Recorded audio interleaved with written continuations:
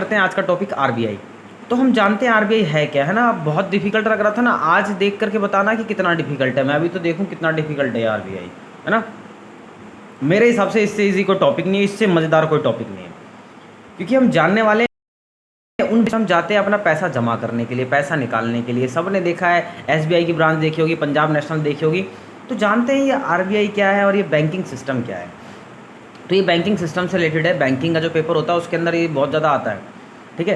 तो हम करते हैं इसको। आरबीआई जो है, देखो अब आपने एसबीआई बैंक सुना होगा, पंजाब नेशनल सुना होगा, सिंध बैंक सुना होगा, बैंक ऑफ बड़ौदा के पोते, ठीक है, और ये हैं फादर इन सभी बैंकों के। एसबीआई, पंजाब नेशनल जिसमें हमारा खाता होता है, हम लोग आते हैं जाते हैं पैसे जमा करते हैं, इनका बाप है आरबीआई। यानी इन पर कंट्रोल कौन करता है? आरबीआई करता है। आरबीआई क्या है? भारतीय reserve bank, reserve bank of India, यानी भारत का एक बैंक, है ना। तो इसका बाप कौन हुआ? भारत, है ना, क्योंकि भारत का बैंक है ना, तो इसका बाप कौन हुआ? गवर्नमेंट। तो यही सिस्टम है बस आरबीआई का। अब हमें करना क्या है? आरबीआई चल गया ना पता कि बैंकों का बैंक है, इन सभी छोटे बैंकों का बाप है और इसका बाप गवर्नमेंट है। ये सारी चीज़ें कंट्रोल करता है, पैसा बनाना, इनके ऊपर कंट्रोल करना, इकोनॉमिकी में क्या चेंजेस आने नहीं आने, सब कुछ पैसे से रिलेटेड कंट्रोल कौन है? आरबीआई। और आरबीआई किसका सलाहकार है? गवर्नमेंट का। यानी गवर्नमेंट जो बोलेगी वो आरबीआई को करना होगा। इसका बाप कौन है? गवर्नमेंट। और इसका बाप कौन है? आरबीआई। यानी हम जिन बैंकों से लिंक रहते हैं उनका बाप आरबीआई और आरबीआई का बाप गवर्नमेंट। तो यानी ये सारे मिलकर के बैंकिंग सिस्टम को चलाते हैं, ठीक है। तो बस इतना ही जानना। इसकी फॉर्मेशन 1 अप्रैल, अप्रैल को बुद्धुओं का दिन कहते हैं, तो इसका बाप है तो बना रहा है इसको बुद्धू। कब बना रहा है? 1 अप्रैल को बना रहा है, 1 अप्रैल को बना रहा है, 1935 को बना रहा है ना। कब बना रहा है? 1935, 1935 को। अब आराम से टॉपिक करते हैं। सबसे पहले हम इसकी फॉर्मेशन पढ़ेंगे, बना कैसे, है ना। बना कैसे, देखो बहुत ज़्यादा इजी टॉपिक है, मैं पहले ही बोल रहा हूँ, बहुत ज़्यादा है, माइंड में एकदम ऐसा जाएगा कि मज़ा आ जाएगा। आरबीआई का फॉर्मेशन, देखो डेट्स वगैरह ना अपने आप याद होगी, ध्यान रखना, क्योंकि इसकी टेस्ट सीरीज भी है साथ के साथ। एक बार में आरबीआई ऐसा क्लियर होगा कि आप याद रखोगे कि हाँ कुछ हुआ था, है ना। देखते हैं आरबीआई 19, मैंने वादा किया था कि पूरा एकदम एक बार में समझ में आएगा, आरबीआई कॉन्सेप्ट का भी दिक्कत नहीं होगी, और आज दिक्कत नहीं होने वाली है। आज के बाद आरबीआई हाथों का खेल रहेगा आपके लिए बस। 1926, 1926 में एक royal commission India currency of finance, ये क्या था? एक कमीशन थी, है ना। हिल्टन यंग कमीशन भी इसका नाम था। अभी क्या थी भैया, मैंने क्या नाम बता दिया? अरे कुछ नहीं था, ये एक ऐसी कमीशन थी जो भाई बात कर रही थी कि भारत के अंदर भैया दिक्कतें चल रही है पैसे को लेकर के, तो कोई एक बैंक बनाया जाए जो कंट्रोल करेगा कि पैसा कैसे आना है, कैसे जाना है, कैसे करेंसी चेंज होनी है, सब कुछ कंट्रोल कौन करेगा, ठीक है। अब बात पहुंच गई भैया, एक बार तो ये जो रॉयल कमीशन कमेटी है इसने बात कर दी कि भैया करेंसी कैसे फाइनेंस की जाए, नहीं की जाए। तो आरबीआई की फॉर्मेशन स्टार्ट होती है यहाँ से, हिल्टन यंग कमीशन से, है ना। अभी फॉर्मेशन नहीं हुई है। गो टू संसद, अब भैया असेंबली में गया कब? 1927 में, कि भैया हमें देश का एक बैंक चाहिए। ब्रिटिश के टाइम पे गया ये, ब्रिटिश नहीं बोला कि भैया भारत को एक बैंक दो, मगर ये संसद में गया और फेल हो गया। 26 में गया, 27 में फेल, 1 साल में वापस लौट के आ गए बुद्धू, 1 साल में फेल होके आ गए। अब 33 में दोबारा भेजा गया, फिर से पास हो गया और फुल मेजोरिटी के साथ हुआ, क्योंकि अब तो बात आने वाली थी आरबीआई की। पहले तो ब्रिटिश सरकार का कुछ था, अब है इंडिया का, भारतीय reserve bank of India, RBI, reserve bank of India. RBI Bharat का एक बैंक, हर देश का एक बैंक होता है, हर देश का एक बैंक होता है जो उसके देश की सारी फाइनेंशियल एक्टिविटी, नोटों का छापना, ये सब करता है, वो कंट्रोल, है ना। तो भारत का जो बैंक है वो आरबीआई है, ठीक है। तो 33 में इसको दोबारा भेजा गया। 26 में स्टार्टिंग हुई थी, याद रखना, 27 में फेल हो गया, 33 में दोबारा भेजा गया, 35 में, जब 33 में भेजा गया ना तो एक एक्ट बना। क्या बना? एक एक्ट बना। एक्ट कौन सा? 1934, 1934 एक्ट बना, जिसके अंदर 1935 में एक्ट बना। एक्ट बन गया, हाँ भाई कानून बन गया कि अब आरबीआई बनाएंगे। अब आरबीआई बनाएंगे, आरबीआई इतना इजी थोड़ी है, बैंकों का बैंक है, करेंसी, पावर, कैंडिडेट कितने होंगे, नहीं होंगे, ठीक है। आरबीआई 1935 में जाकर पूरा बन गया, 34 से 35। आरबीआई की बात कब से हुई? 33 से हो गई, दोबारा से लागू किया गया तब 27 में। पहले ऐसी नॉर्मल हिल्टन कमीशन ने एक बोला था कि भैया बैंक बनाएंगे, है ना। आरबीआई 1935 में स्थापना हो गई, 1 अप्रैल 1935। अब मज़ेदार बात यह है, सिर्फ इसका बजट कितना बैठा? 5 करोड़ बजट बैठा। और बना कहाँ? इसका हेड ऑफिस कोलकाता में, अभी करंट में मुंबई में है। 5 करोड़ का बजट बैठा आरबीआई का बस। और वो भी शेयर्स कितने खरीदे गए पता है इसके? शेयर्स मतलब कि एक कंपनी खुलती है अगर 500 रुपये की है तो कितने कितने लोग कितना कितना पार्टिसिपेट कर रहे हैं। पर बंदे ने 100 रुपये पार्टिसिपेट किया, सिर्फ एक शेयर 100 रुपये का। तो कितने शेयर खरीदे होंगे? 5 करोड़। तो यानी कि डिवाइड कर दे, 5 करोड़ में होते हैं 7 0, 2 हटा दिया तो 5 लाख। यानी आरबीआई जब स्थापना हुआ तो इसके 5 लाख शेयर, यानी किसी को ट्रस्ट ही नहीं था भैया, है ना। तो अभी तक हमने क्या पढ़ा? कुछ नहीं पढ़ा, कुछ भी नहीं पढ़ा, कुछ था ही नहीं। डिफिकल्ट है ये, कुछ नहीं है। 26 में आया, 27 में फेल हो गया, 33 में आया, 34 में बोल दिया भैया बात बढ़िया है, फुल मेजोरिटी मिल गई है, 34 में एक्ट पास कर दिया, संविधान में लागू कर दिया, 35 में बनकर तैयार हो गया। 1 अप्रैल 1935, 1 अप्रैल फूल बनाने वाले थे, है ना। तो बन गया ये अप्रैल फूल, यानी कि आरबीआई बन गया। अब आरबीआई बनते के साथ इसका बजट बना 5 करोड़ का, उस टाइम पे बहुत ज़्यादा था।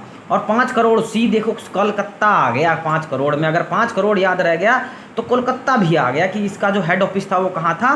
कोलकाता में था। अब उस टाइम आरबीआई यानी भारत 1935 में भारत के साथ कौन था? बर्मा और पाकिस्तान दोनों ही थे, है ना। बर्मा और पाकिस्तान दोनों ही थे। तो बर्मा 1936-37 को आज़ाद हुआ, 1936 और 37 को आज़ाद हुआ।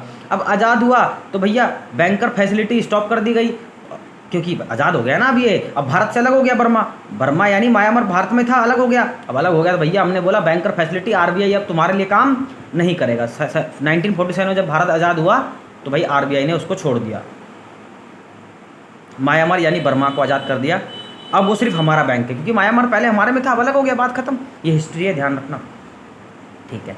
अब 1948 से 47 से पाकिस्तान भी अलग हो गए, पाकिस्तान चाचा अलग हो गए, तो उनकी ऐसी तैसी जाने दो उनको भाड़ में। पाकिस्तान को भी हमने स्टॉप कर दिया। आरबीआई का कर दिया गया राष्ट्रीयकरण। आरबीआई का क्या कर दिया गया? राष्ट्रीयकरण। राष्ट्रीयकरण का मतलब होता है प्राइवेट किसी चीज़ को गवर्नमेंट करना। कि आरबीआई 1949 के बाद अब सिर्फ एक भारतीय बैंक के रूप में निकला, ओनली ऑन भारत, ना पाकिस्तान ना म्यांमार यानी कि बर्मा, ओनली ऑन भारत। इसका मुख्यालय महाराष्ट्र, जैसे ही नया स्थापना हुआ मुख्यालय बना दिया महाराष्ट्र में, ठीक है। डॉक्टर भीमराव अंबेडकर, इन्होंने सबसे पहले बात की थी। हिल्टन कमीशन जब सामने आई थी ना कि बैंक बनना चाहिए, तो इस बैंक की स्टोरी जो हिल्टन कमीशन को समझाई थी ना, डॉक्टर बाबा साहब यानी भीमराव अंबेडकर ने समझाई थी। अपनी एक बुक लिखी थी इन्होंने, book the problem of rupee and solution, कि पैसा कैसे कंट्रोल किया जाए और इसका सॉल्यूशन क्या है ना। पैसे की समस्या और इसका समाधान, रुपए की समस्या और समाधान, ये था। अब यहाँ तक रिवीजन लेते हैं पहले, है ना। रिवीजन मोस्ट इंपॉर्टेंट है। आप 1 साल कुछ कर लो, फर्क नहीं पड़ता, 0% है अगर हफ्ते में एक बार उसकी रिवीजन ना, ठीक है। हर हफ्ते रिवीजन, माइंड सेट से उसे याद दिला दो, तुझे भूलना नहीं है। देखो आरबीआई, अब हमने क्या पढ़ा भैया? आंख बंद करके बोल देते, 26 में आया, 27 में गायब हो गया, 33 में आया, 34 में एक्ट पारित हो गया फुल मेजोरिटी से। अब 35 में आकर के अप्रैल फूल बना गया, 1 अप्रैल 1935 को एकदम लागू हो गया। अब लागू होते के साथ क्या हुआ? लागू कहाँ हुआ? 5 करोड़ के बजट के साथ लागू हुआ, कोलकाता में हो गया। अब कोलकाता में लागू हो गया। अब बाकी देशों की हिस्ट्री पढ़ लेते, क्या कोई इतिहास भी जुड़ा हुआ है? बिल्कुल इतिहास जुड़ा हुआ है। बर्मा और पाकिस्तान का जुड़ा हुआ है। बर्मा अलग हो गया 36-37 में, आरबीआई ने स्टॉप कर दिया उसको, बोला भैया तुम अब निकलो यहाँ से, तुम अलग हो गए भारत से, अब हम तुमको नहीं जानते। 47 में उसका बैंकर फैसिलिटी बंद कर दिया कि अब हम तुम्हारी करेंसी नहीं संभालेंगे, अब हम रूपी संभालेंगे, वो भी इंडिया का बस, और रूपी तुम अलग हो तो तुम अलग जाओ। इधर से पाकिस्तान चाचा बोले बाय बाय, तो हमने बोला ओके भाई बाय बाय। 48 में उनको बाय बाय कर दिए। अब आरबीआई सिर्फ और सिर्फ भारत के लिए काम करेगा, उसका कर दिया हमने राष्ट्रीयकरण। यानी कि पहले बर्मा और पाकिस्तान के लिए भी काम करता था, थे तो हमारे ही पार्टनर, मगर अलग हो गए थे, फिर भी थोड़े टाइम के लिए हमने छोड़ दिया कि चल यार तेरी फैसिलिटी थोड़े दिन के लिए हम संभाल लेते हैं, कंट्रोल कर लेते हैं। अब कर दिया इसका राष्ट्रीयकरण कि अब सिर्फ ये भारत का होगा और भारत राष्ट्र के लिए काम करेगा। तो यहाँ तक कुछ था क्या? टॉपिक बनना इसका यहाँ से यहाँ तक हुआ। 35 में पूरा बन के तैयार, 34 एक्ट पारित हुआ था, 33 में मेजोरिटी मिली थी और 26-27 में फेल हो गया था, बात खत्म। अब भीमराव अंबेडकर इसके जनक माने जाते हैं, जनक नहीं मतलब कि माने जाते हैं कि इन्होंने डिमांड की थी कि भैया एक देश का बैंक होना चाहिए जो कंट्रोल करे सारे फाइनेंसिंग। तो अब देखो क्वेश्चन क्या बनते हैं यहाँ से, है ना। क्वेश्चन क्या बनते हैं, क्योंकि हमें तो एमसीक्यू मिलेगा ना पेपर गवर्नमेंट जॉब का। सबसे पहले किसने राष्ट्र बैंक की बात करी, वो कौन सी कमीशन थी? तो कमीशन द रॉयल कमीशन या फिर हिल्टन यंग कमीशन। दो ही नाम याद रखने, दोनों का एक ही नाम है, चाचा ताऊ है, ये दिख जाएगा आपको, या तो हिल्टन या तो रॉयल। उसके बाद ठीक है 26 में फेल, 27 में फेल हो गया, कोई नहीं पूछेगा। 33 में फुल मेजोरिटी मिल गई, शायद में भी पूछ ले कभी, भूले भटके। 34 में गवर्नमेंट एक्ट ऑफ इंडिया पास हो गया आरबीआई का, याद रखना है 34 इंपॉर्टेंट है। एक्ट था ना, संविधान के तहत बनाया गया था ये कि भैया अब आरबीआई एक बनेगा। 35 से बन गया, कब बना? अप्रैल फूल बना के बना, बताओ यार। 5 करोड़ इसका बजट बैठा। अब करोड़ का सी दिख रहा है मुझे ज़्यादा, है ना, सी का मतलब तो बहुत कुछ होता है, तो यहाँ पर तो कोलकाता है, हटा देते हैं इसको भी। अब थोड़ी सी हिस्ट्री पढ़ लेते हैं। क्या हमने किसी के ऊपर एहसान किया? बिल्कुल किया। पाकिस्तान बर्मा अलग होने के बाद भी कुछ टाइम तक संभाला उनको। फिर हमने 47 से बोला बर्मा भैया बाय बाय, तुम जाओ अपना नया बैंक बनाओ। पाकिस्तान को 48 में बोल दिया बाय, 1 साल संभाल लिया। 47 में भागे थे ना, ये 48 में बोल दिया बाय बाय, तुम अपना काम करो। और तब जा कर के बैंकों का बैंक यानी भारत का राष्ट्रीय बैंक 1949 पूरा भारत का हो गया। राष्ट्रीयकरण का मतलब होता है प्राइवेट से गवर्नमेंट। यहाँ तक मेरे हिसाब से आपको कोई दिक्कत होनी नहीं चाहिए। अब आरबीआई क्षेत्र और कार्यालय, कार्यक्रम सेवा। अब देखो 4 क्षेत्र कार्यालय हैं इसके, मतलब जहाँ जहाँ आरबीआई का काम होता है, कार्य जहाँ काम होता है, कहाँ इसके ऑफिस हैं, है ना, कहाँ इसकी ब्रांच है। तो सबसे पहली ब्रांच है इसकी नई दिल्ली में, नॉर्थ इंडिया में है। नई दिल्ली में है, कोलकाता में है, चेन्नई में है, मुंबई में। 4 क्षेत्रीय कार्यालय हैं इसके आरबीआई के, जहाँ पर आरबीआई की करेंसी चेंज होती है, आरबीआई वहाँ से करेंसी जारी करता है। ये सारी 4 जगह हैं, मतलब कार्य कि अगर कभी बात पड़े तो यहाँ जा सकते हैं आरबीआई के बारे में लेकर के कुछ भी। अब पढ़ते हैं स्ट्रक्चर। बाबा भैया कितने लोग हैं, आरबीआई इतना इम्पोर्टेंट है, देश का पैसा संभाल रहा है, तो कहाँ है इसके लोग, देखते हैं। चलिए शुरू करते हैं भागा दौड़ी। चलिए आइए, संरचना स्ट्रक्चर। आरबीआई 21 सदस्य होते हैं। और 21 भैया सगुन हो गया ये तो यार, सगुन हो गया। चलो सगुन को बांट देते हैं ना, 21 सदस्य है ना, जैसे यूएनओ में कितने थे, 15 थे, यहाँ पर भी 21 बाबा हैं। चलो 21 बाबाओं को देखते हैं। केंद्र निर्देशक board, central board of director, ठीक है, केंद्र निर्देशक बोर्ड जो ये कंट्रोल करता है। 21 सदस्य इसी के अंदर हैं। आरबीआई इसी के द्वारा संचालित होता है, इन 21 सदस्यों के द्वारा ही आरबीआई संचालित होता है, और इसी का नाम है सेंट्रल बोर्ड ऑफ डायरेक्टर। केंद्र निर्देशक बोर्ड, केंद्र निर्देशक बोर्ड का मतलब है, मैंने बताया था इसके गॉडफादर गवर्नमेंट है, तो केंद्र निर्देशक बोर्ड, केंद्र जो बोलेगी, सरकार बोलेगी, काम करना पड़ेगा। चलो अब आगे, है ना। अब ये 4 जगह याद करने की ज़रूरत नहीं है, कहीं इसको रटने लग जाओ। कार्यालय कहाँ है, फिर भी मन करे तो कर लेना। नई दिल्ली पता ही है, कोलकाता सबसे पहले था, मुंबई आज है, और चेन्नई तो याद कर लेना, क्रिकेट की आईपीएल की सबसे बढ़िया टीम है, मेरी फेवरेट, तो याद करें। दिल्ली तो हम हैं, कोलकाता था ही था आरबीआई का हेड ऑफिस पुराना, और मुंबई आज है हेड ऑफिस उसका। तो और रहे क्या है, चेन्नई। अब चेन्नई को तो याद कर ही सकते हैं, सी को, है ना, करोड़ था, और कोलकाता था। चलो तो याद कर लिए हमने भैया, 4 नाम थे, 4 नाम में दिल्ली हम तो हैं, कोलकाता बिल्कुल पता है पहले ही था, और मुंबई तो अभी है करंट में, तो याद करना पड़ेगा। और रह गया चेन्नई, तो चेन्नई बाबा तो वैसे ही याद हो जाएंगे। आरबीआई 21 सदस्य थे, इसके अंदर पढ़ लिया निर्देशक बोर्ड यानी कि सेंट्रल बोर्ड ऑफ डायरेक्टर, इसमें भैया मेन है, यही काम करते हैं सारा आरबीआई का। अब एक गवर्नर होता है, 21 सदस्य में एक तो होता है गवर्नर बाबा, जो सबसे इम्पोर्टेंट होते हैं। ये गवर्नर बाबा ही ना इन सबको कंट्रोल करते हैं और इनकी सारी समस्याओं को निपटाते हैं, छोटे बैंकों की। 4 डिप्टी गवर्नर होते हैं, ये भैया छोटे गवर्नर होते हैं। अगर ये गवर्नर कभी जाए, है ना, कभी पर्सनल काम के लिए जाए, तो इन 4 में से किसी एक को नियुक्त कर सकता है। 4 डिप्टी गवर्नर होते हैं, कम मगर ज़्यादा नहीं, 4 से कम हो सकते हैं मगर 4 से ज़्यादा नहीं हो सकते, ठीक है। 4 क्षेत्र बोर्ड प्रतिनिधित्व करने वाले, ये 4 क्षेत्रीय बोर्ड का, जो ये क्षेत्रीय बोर्ड होते हैं ना 4, यहाँ 4 यहाँ बैठे होते हैं। 2 वित्त मंत्रालय आर्थिक मामलों और वित्त मामलों को कंट्रोल करते हैं, पैसा कहाँ से आ रहा है, कहाँ जा रहा है, इसको दबा के रखते हैं, बता के रखते हैं। अन्य 10 है, ये बावड़ी पूछ है, इनको भेजा जाता है कि तुम जाओ यार, गवर्नमेंट के द्वारा किसी भी फील्ड में चुने जा सकते हैं, कहीं से उठाया जा सकता है इनको कि भैया तुम ये करके आ जाओ, जाओ। हेड ऑफ आरबीआई कौन है, गवर्नर है, ये चाचा जो एक है ना, ये अभी उर्जित पटेल थे, अब शक्तिकांत दास हैं। पहले उर्जित पटेल थे, अब शक्तिकांत दास हैं, ठीक है, याद रखिएगा। तो ये गवर्नर बाबा है, ये आरबीआई के हेड हैं, यानी 21 सदस्यों की सारी जो बैठक कंट्रोल करने वाले हैं ये है, और इनके चाचा हैं गवर्नमेंट। ठीक है, तो आरबीआई के क्षेत्र जो हैं, पहला गवर्नर याद करना है, 4 डिप्टी गवर्नर हैं, 4 छेट, पहला एक गवर्नर याद करना है, उसके बाद रह क्या गया, 4 बाबा जी हैं, ये डिप्टी कमिश्नर, डिप्टी गवर्नर, और ये क्षेत्र बोर्ड प्रतिनिधि। 4 ऑप्शन आएगा, कोई भी टिक मार देना। 4 तो मोस्ट इंपॉर्टेंट है इस चैप्टर, इस राष्ट्र आरबीआई में।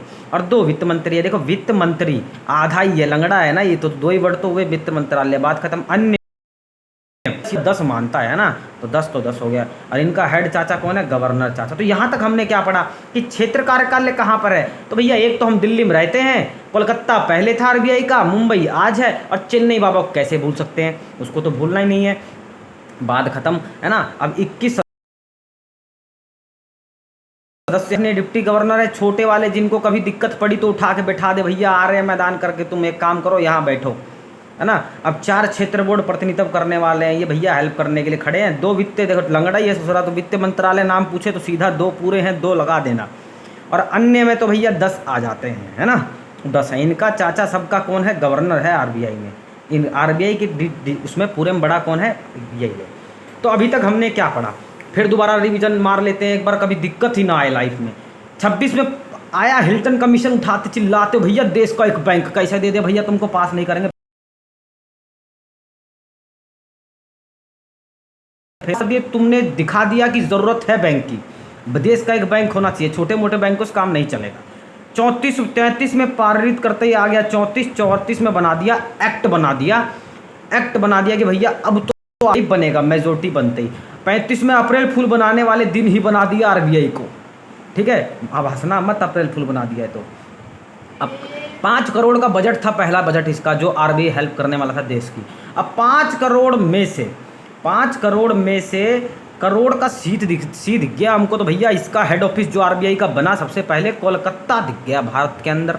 चलो ठीक है, थोड़ी सी हिस्ट्री, किस किस की मदद की है भारत ने, भैया बर्मा और पाकिस्तान साले अलग तो हो गए मगर थे हमारे ही पिल्ले, इनको भी मदद किया आरबीआई ने, जब तक संभले तब तक संभाला। 36-37 में बर्मा अलग हुआ, भगा दिए, बोले 47 में तुमरा ऐसी तैसी, तुम जाओ यार, हम तुमरा नहीं संभालेंगे। 48 में पाकिस्तान को बोला 47 में तुम, 49 में राष्ट्रीयकरण कर दिया, भैया बोले अब भारत का है ना ये, अब किसी कंट्रोल तो नहीं है, पाकिस्तान चाचा भगा दिए, बर्मा भगा दिया, अब भारत का बन गया। 1949 में राष्ट्रीय बैंक सिर्फ, यानी प्राइवेट टू गवर्नमेंट कर देगा राष्ट्रीयकरण का मतलब, अब वो सिर्फ किसका रह गया, आरबीआई भारत का रह गया। पहले भी भारत का, मगर बर्मा उर्मा थोड़े अलग हो गए ना, तो एकदम से अलग हो गए तो लंगड़ा करके थोड़ी छोड़ देंगे। आरबीआई बोला थोड़ा यार तुम्हारा काम भी संभाल लेते हैं, चलो कोई बात नहीं। पहले अभी करंट में महाराष्ट्र है, हम बता चुके हैं, अभी करंट में महाराष्ट्र, सबसे पहले कोलकाता था। डॉक्टर भीमराव अंबेडकर ने बुक लिखी थी, द प्रॉब्लम ऑफ रूपी, यार पैसे की प्रॉब्लम है भैया, मेरे पास भी है, और समाधान एक ही है, किताब में लिखा हुआ था, वो हिल्टन को दिख गया, उसी बेस पे एक्ट पारित हुए, आगे सारे स्टार्टिंग इन्होंने ही किया था, इतना याद रखना। अब आगे कार्यकाल क्या पढ़ा हमने, कुछ नहीं पढ़ा भैया, दिल्ली है और हमें पता है कोलकाता पहले था, मुंबई आज है, और चेन्नई बाबा को तो भूल ही नहीं सकते हैं। सेंट्रल बोर्ड, अरे बाप का नाम दादा का नाम ले रहा है ना, तो ध्यान से लेना पड़ेगा ना, केंद्र सरकार है ना, सेंट्रल निर्देशक board, central board of director, central board मतलब कि केंद्र सरकार, डायरेक्टर कंट्रोल करने वाला है, तो आरबीआई के द्वारा संचालित होता है। गवर्नर एक है, 4 डिप्टी और 4 क्षेत्र प्रतिनिधित्व करने वाले, और 2 लंगड़ा है ये ससुरा, इसको तो याद कर लेंगे, और अन्य का मतलब है 10। इनका बाप है गवर्नर, है ना, कुछ होता है कहीं जाता है तो इसको बैठा देगा, मगर ये 4 ही रहेंगे, बढ़ नहीं सकते, ये गवर्नर है ना, 21 सदस्य ही कंट्रोल में है अभी हमारे। तो यहाँ तक हमने पढ़ा फॉर्मेशन और इसका कार्यकाल और इसकी संरचना। मेरे हिसाब से अभी आपको यहाँ तक कोई दिक्कत नहीं आने वाली है। देखते हैं, टेस्ट भी है, बवाल मचाएंगे आज, आरबीआई भागेगा उठ कर हमसे। तो गवर्नर, अब हम भैया गवर्नर के बारे में बात कर ले। गवर्नर चाचा हमें बहुत दूर से देख रहे थे, है ना, कि भैया हम इम्पोर्टेंट है, तुम यार हमको बहुत छोटे में ले लिए, एक सदस्य बताए और भाग लिए उधर से। तो देख लेते हैं कि गवर्नर कौन आया, सबसे ज़्यादा टाइम तक कौन रहा, सबसे कम टाइम तक कौन रहा, इसके अलावा कुछ नहीं है इसमें जादू, है ना, इसके अलावा कुछ जादू नहीं है। पहली बात तो ये, आया कब, गया कब, सबसे ज़्यादा टाइम तक कौन रहा, बस इतना, उसके अलावा कुछ नहीं है। देखो, प्रथम गवर्नर ऑब्रसन स्मिथ, ऑब्रसन, ओ याद रखना स्पेलिंग, ऑब्रसन स्मिथ याद रखना। 35 से 37 2 साल तक रहे चाचा, ये बाहर के थे। भारत का पहला नहीं, ये भारत का नहीं है, ये बाहर का है, अंग्रेजी है साला। तो अंग्रेजी पूछे या फिर भारत का ना पूछे तो ऑपरेशन सीमित, और पूछ ले भारत का, देश का, और देश का है तो देश ही होगा ना नाम के अंदर, तो देशमुख दिख जाए तो मार देना सीडी देशमुख। भारत का पहला, और ये जो था भारत गुलाम था तो उस टाइम का था। देखो 35-37 तो गुलाम था ना, और 43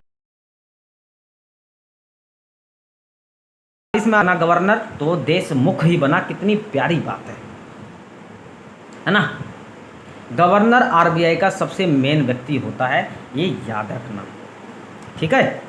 सबसे पहला कौन बना? ऑब्रसन स्मिथ। ऑब्रसन, आओ भैया आओ, आ सबसे पहला वर्ड है ऑब्रसन स्मिथ। था दिख देना, था ना, पहले था बन गया गलती से, कभी स्मिथ था याद रखना, और ऑब्रसन याद रखना, ऑरेंज बना देना ससुरे को।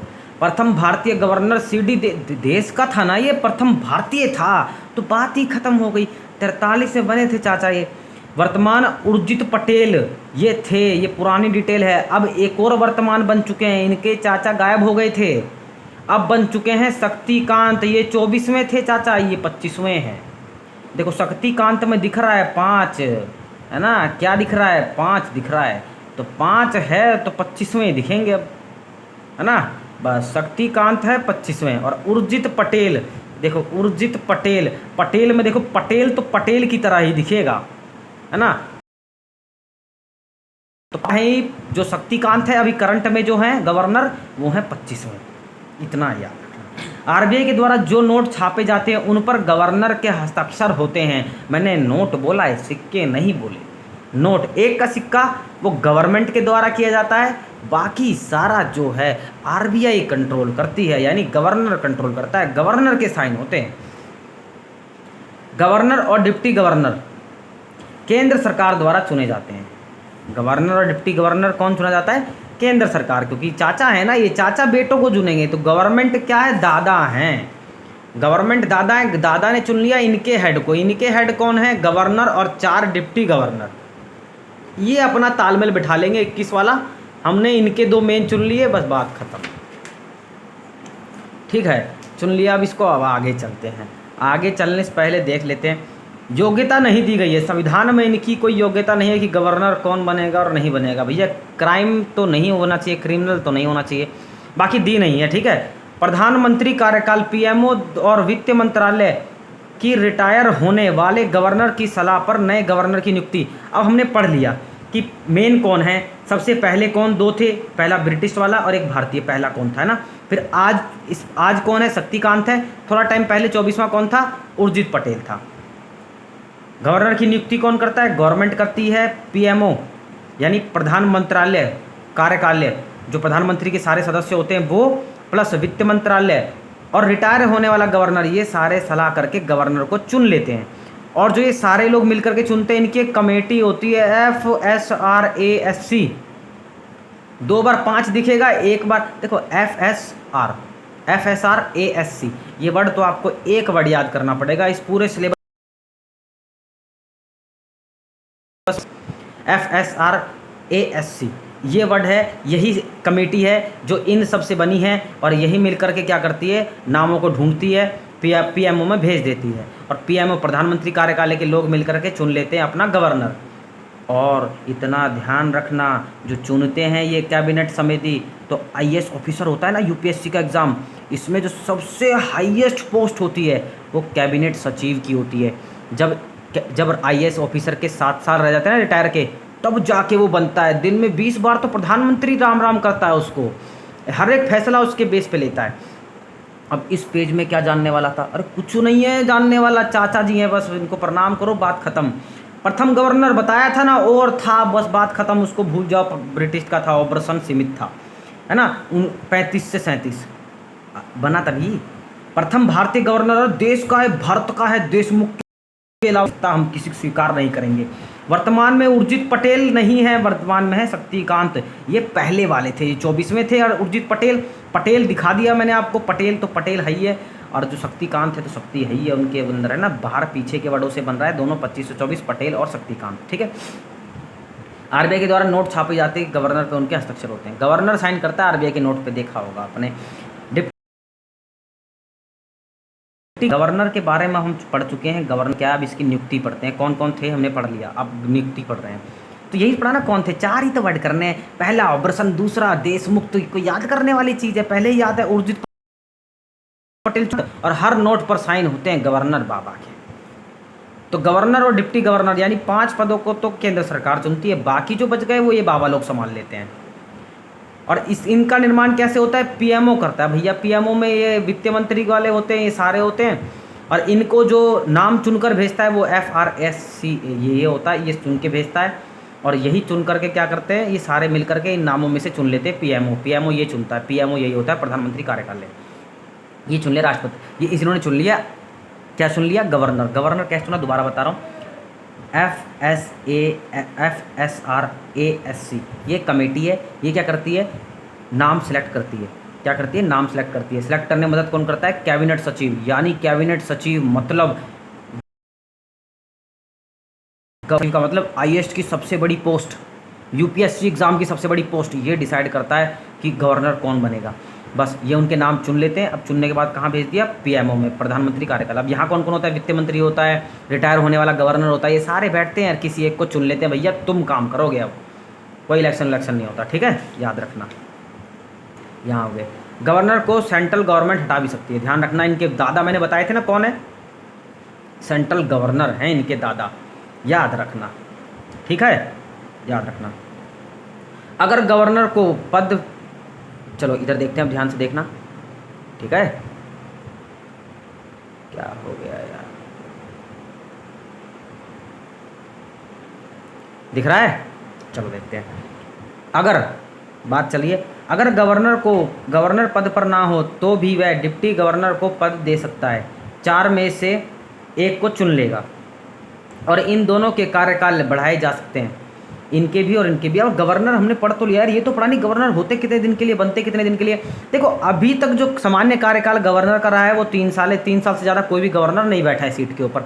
मगर ध्यान रखना, अब ये दिया किसके अंदर है, किसका कार्य,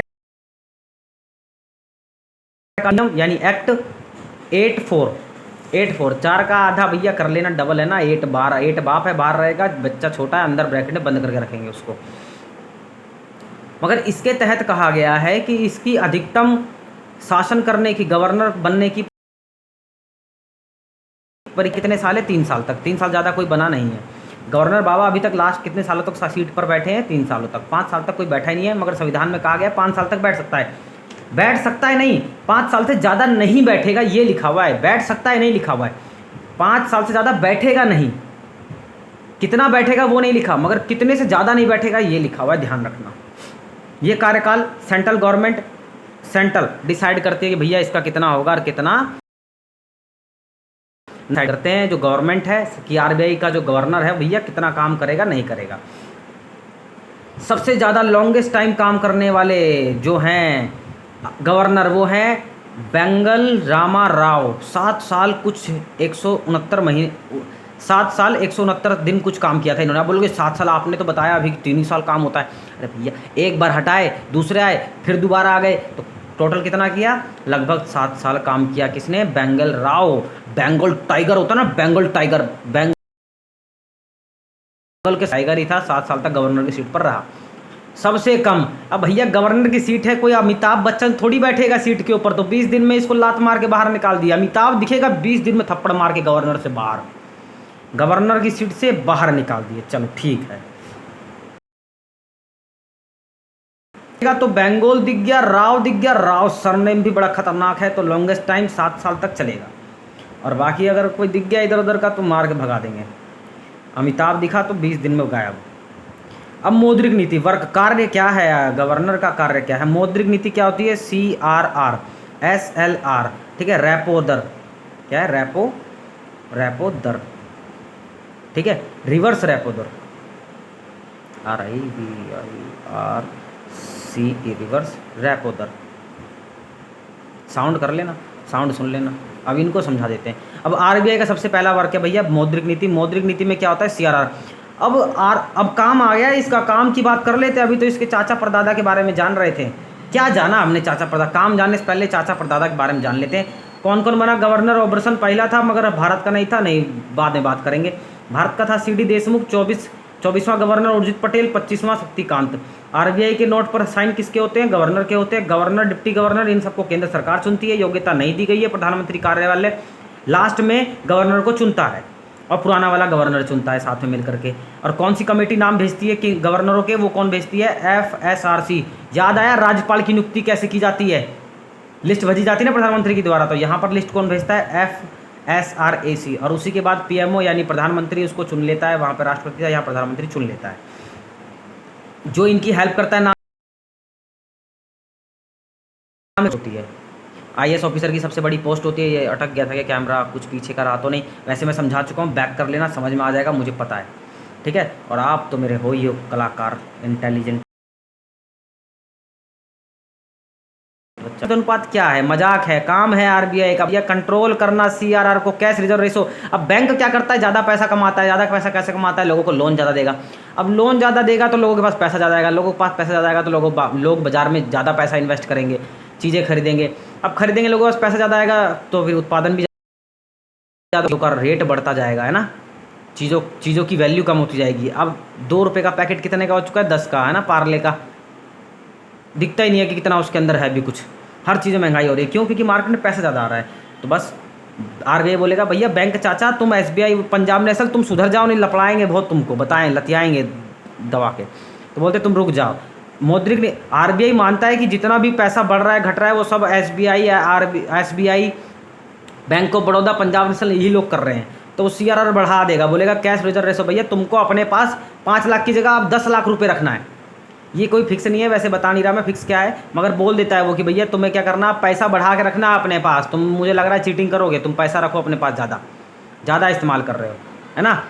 तो ज़्यादा पैसा लोग, क्योंकि ये आरबीआई मानता है, ध्यान से सुनना, आरबीआई कहता है कि जो पंजाब नेशनल है, SBI है, सिंध बैंक है, ये लोगों को पैसा उधार ज़्यादा दे रहे हैं, इसलिए लोग मांग ज़्यादा कर रहे हैं। अगर पैसा ज़्यादा आ रहा है इकोनॉमी में तो चीज़ों की कम पड़ रही है, लोग ज़्यादा इस्तेमाल कर रहे हैं तो की बात है ये, है ना। जब चीज़ों का रेट तो बढ़ रहा है मगर क्वालिटी घट रही है तो की बात है ये। तो आगे बोलेगा भैया तुम एक काम करो, तुम लोगों को पैसा देना बंद करो, अपने पास ज़्यादा पैसा रखो, ठीक है। हम बोल रहे हैं अब तुम पहले 5 रखते थे तो अब 10 रखो। ये होता है CRR कि बैंक को फोर्स कर देता है, आरबीआई फोर्स कर देता है कि भैया तुम, या बैंक लोगों को पैसा ज़्यादा उधार दे रहा है तो ये क्या करेगा, SLR भी लगा देगा, बोलेगा तुम अपने पास तो रखो, प्लस मेरे पास भी जो 5 लाख रखा है ना उसका 10 लाख करो। तुम साला भाग जाएगा तो हम लोगों को पैसा कैसे देगा? तुम ज़्यादा पैसा दे रहा है, लोगों को ज़्यादा पैसा भागेगा तो हमको भी 5 लाख की जगह 10 लाख। आरबीआई ने क्या बोला? SLR लगा। SLR क्या है? संवैधानिक तरलता अनुपात। यह है नगद आरक्षित अनुपात, CRR, कैश रिजर्व रेशो, कि अपने पास कैश ज़्यादा रखो, तुम उधार कम दो लोगों को, बस इतना याद रखना है। SLR, तुम मेरे पास भी पैसा ज़्यादा रखो, तुम लोगों को उधार ज़्यादा दे रहा है, नहीं देना। रिवर्स रेपो दर, अब क्या करता है? रेपो दर क्या होता है? जिस रेट पर आरबीआई से ये SBI चाचा लोग हैं ना, SBI, पंजाब नेशनल, पैसा उधार लेते हैं, हम तो आरबीआई बोलता है कि तुमको हम उधार तो देंगे बच्चा, मगर रेट ज़्यादा लगाएंगे। रेट पहले 1 रुपये था पर 1000 पे, अब हम करेंगे 5 रुपये, क्योंकि वो जानता है कि लोगों के पास पैसा ज़्यादा आ रहा है तो ये पैसा दे ज़्यादा रहे हैं SBI वगैरह। तो बोलता है कि तुमको साला इंटरेस्ट ज़्यादा लगाएंगे, तुम पैसा लेगा नहीं हमसे, लोगों को देगा नहीं। तो इस तरीके से फिर रिवर्स रेपो दर, अब क्या होता है कि पैसा वो रेट बढ़ा देते हैं। अब क्या होता है, आरबीआई के पास भी ये लोग जमा करके रखते हैं अपना पैसा कि भैया आरबीआई जब जरूरत पड़ेगी तो हमें दे देना, तो इसको बढ़ा देते हैं, बोलते हैं तुमको साला 1 रुपये फ़ायदा नहीं 2 रुपये फ़ायदा देंगे। तो ये SBI वगैरह क्या करेगा, लोगों को पैसा देने छोड़ के आरबीआई के पास जाके पैसा जमा कर देगा कि तुम संभालो यार हमारा, लोगों को देंगे, दिक्कत है, दे ना दे, तुम तो देगा ही।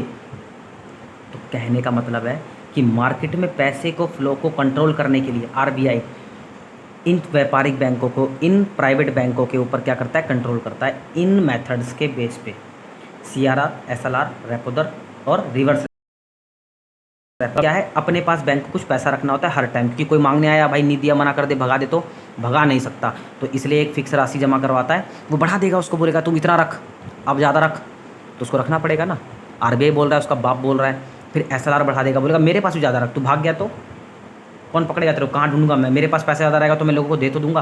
फिर बोलेगा रिवर्स रेपो दर बढ़ा देगा, बोलेगा पैसा ज़्यादा दे रहा है लोगों को, तू रुक, तू मेरे से पैसा उधार लेके दे रहा है ना, तेरे को पैसा ही नहीं दूंगा, मैं कम दूंगा, रेट बढ़ा के दूंगा, तू पैसा ले रहा है ना ले, मैं 1 रुपये की जगह 5 रुपये लूँगा। अब रिवर्स रेपो दर, बोलेगा अब ये सोचेगा यार लोगों के पास पैसा ज़्यादा जा रहा है, कम तो करना ही पड़ेगा, कैसे भी करें, ऐसे नहीं मान रहा तो ऐसे कर देते हैं कि तुम एक काम करो बैंक, तुम लोगों जितना हम देंगे, पहले तुम हम 1000 रुपये तुम हमारे पास रखता था एसबीआई, तो एसबीआई देता था 1 रुपये, क्योंकि ज़्यादा हो जाता है तो रख देते हैं इसके पास, आरबीआई के पास। बोलता है तुम 100 पे पहले हम तुमको 1 रुपये देते थे, अब हम तुमको 5 रुपये दे रहे हैं, तुम ज़्यादा पैसा ला के रखो हमारे पास आरबीआई के पास, ये रख देते हैं। इससे क्या होता है, लोगों के पास पैसा कम हो जाता है, लोगों के पास पैसा कम हो जाता है, लोग मांग कम करते हैं, जिससे चीज़ों के प्राइस नॉर्मल हो जाते हैं। पैसा रहेगा नहीं मार्केट में, चीज़ें बेकार होती जाएगी तो प्राइस घट जाएगा उनका। तो यही है मुद्रास्फीति वगैरह, यानी कि चीज़ों की क्वालिटी और पैसा रेट वगैरह घटना बढ़ना, वो सब आरबीआई कंट्रोल करता है। किस चीज़ का रेट बढ़ रहा है घट रहा है, सब आरबीआई के अंडर है, ध्यान रखना। तो ये चीज़ है, कंसेप्ट समझा दिया मैंने आपको, नहीं समझ में आया अभी रिवाइज में ले लेंगे। मापदंड का निर्धारण, लोगों का विश्वास और सुरक्षा। अब मौद्रिक नीति क्यों अपनाई है, ये आरबीआई इनसे कंट्रोल क्यों कर रहा है एसबीआई और छोटे बैंकों के ऊपर, ताकि भाई लोगों का विश्वास बना रहे, लोगों की सुरक्षा। क्योंकि बैंक भाग गया तो पैसा कौन देगा, एसएलआर से देगा जो इसके पास जमा है ना। तो ये सारी चीज़ें हैं। अब यहाँ तक ज़्यादा कॉन्सेप्ट माइंड पर मत लेना, क्योंकि यहाँ तक तो पीछे हमने कुछ पढ़ा ही नहीं, कौन कौन आया, चाचा कौन है। अगर इसका कार्यकाल कितना होता है, 3 साल होता है, वैसे संविधान में लिखा गया 5 साल से ज़्यादा नहीं होगा, और कौन से खंड में, इस वाले खंड में। यहाँ तक हमने ये जाना। इसके बाद नीचे थोड़ा सा हमने जान लिया कि इसका काम क्या है। पहला काम क्या हमने जाना, इसका सीआरआर एसएलआर वगैरह ये सब जान लिया है ना।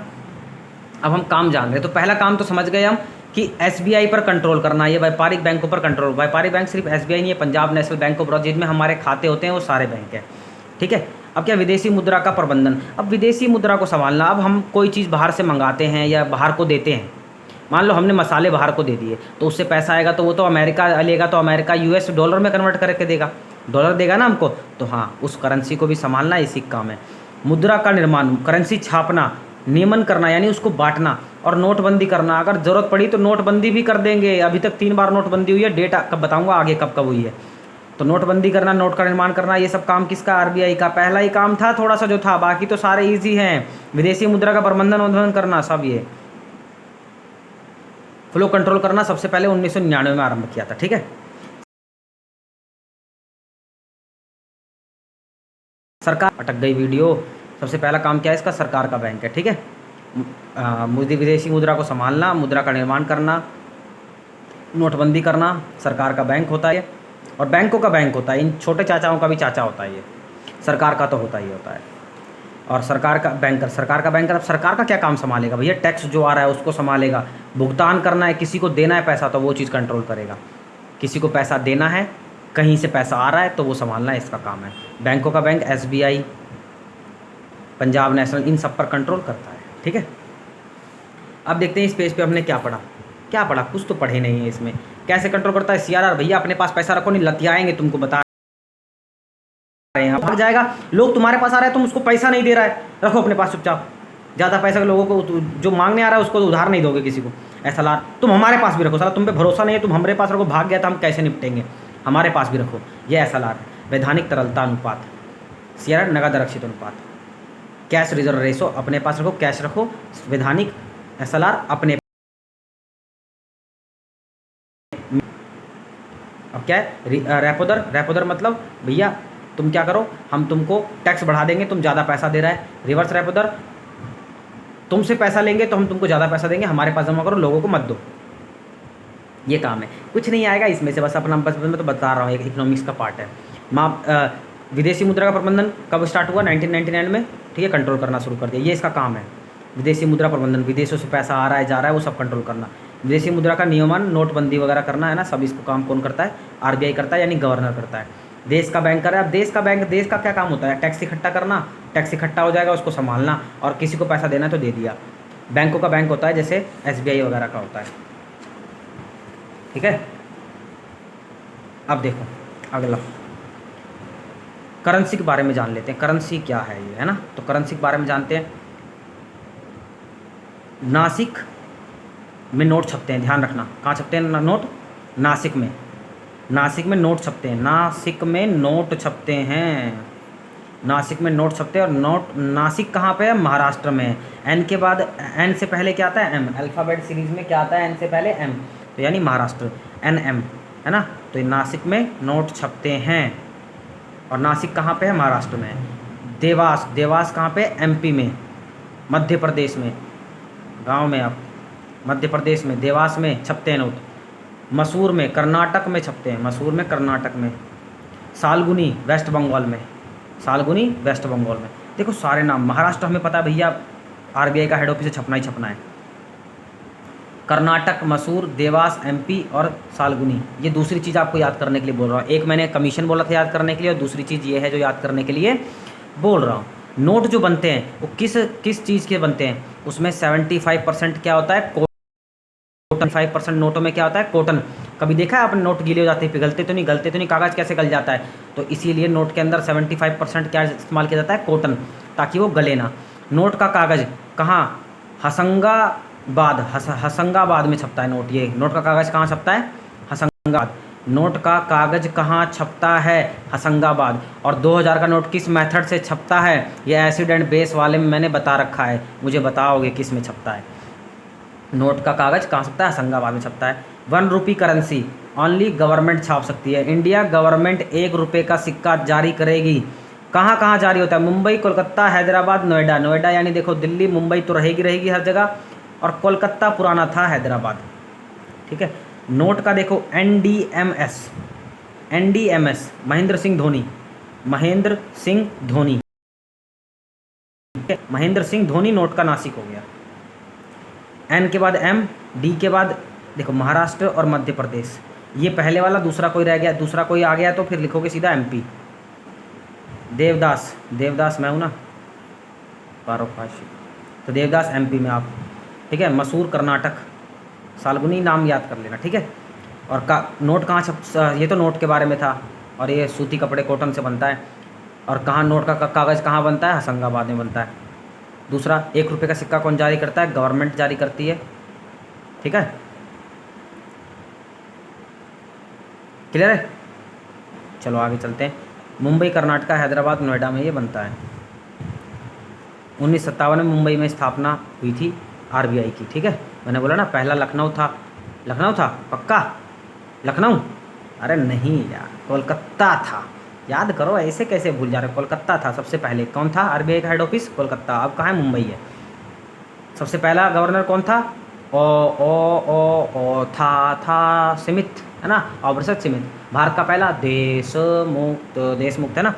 अकाउंटिंग ईयर कितना होता है आरबीआई का, आरबीआई का अकाउंटिंग ईयर होता है 1 अप्रैल से 30 जून। ये आप गूगल करके बताओगे ठीक है या नहीं है, गलत लिखा है मैंने, चेक करके बताना मुझे इसको, ठीक है। लास्ट रेंज ऑफ करेंसी, अभी तक नोट कितने के छप चुके हैं, अभी तक नोट 10,000 के छप चुके हैं। अभी तक नोट कितने के छप चुके हैं, 10,000 के। 1946 10,000 का नोट पहली बार बंद हुआ। 1978 10,000, 5,000 और 1,000 का नोट बंद हुआ। 2016 में बताओगे डेट, 2016 8 मार्च क्या था, जो भी कब अभी बंद हुआ है जो 2016 में, वो पिक्चर ऑफ आरबीआई, ताड़ का वृक्ष है और बंगाल टाइगर दिखता है इसके अंदर, मुझे क्या दिखता है, बंगाल टाइगर, ठीक है। अब इसकी MCQ की वीडियो बनाएंगे, उस वीडियो को देखने के बाद आपको पता चल जाएगा कि आपने क्या सीखा है, ठीक है। नासिक नोट, बाकी महेंद्र सिंह धोनी, ठीक है। नोट का कागज़ हसंगाबाद में छपता है। 1 रुपये का नोट सिर्फ गवर्नमेंट छाप सकती है। कहाँ कहाँ बनता है, अकाउंटिंग एरिया इसका 1 अप्रैल से 31 जून है। मुझे ये गलत लग रहा है, आप ढूंढ के बताओगे। लास्ट रेंज ऑफ करेंसी 10,000 बन सकती है। लास्ट रेंज ऑफ करेंसी कितनी है, 10,000 की। कब छापी गई थी, 1946 में, ठीक है। सब करेंसी का लास्ट रेट कितना है, छाप सकती है करेंसी, कितने के नोट छाप सकते हैं लास्ट, 10,000। 10,000 तक इंडिया ने छाप रखे हैं, मगर बंद कर दिए थे लास्ट। अब कब बंद हुआ है नोट, 2016 में, ठीक है। पिक्चर आरबीआई की पिक्चर में क्या है, ताड़ का वृक्ष और बंगाल टाइगर है। तो ये आपका चैप्टर हुआ आरबीआई क्लोज्ड। अब इसके MCQ करते हैं अगली वीडियो में।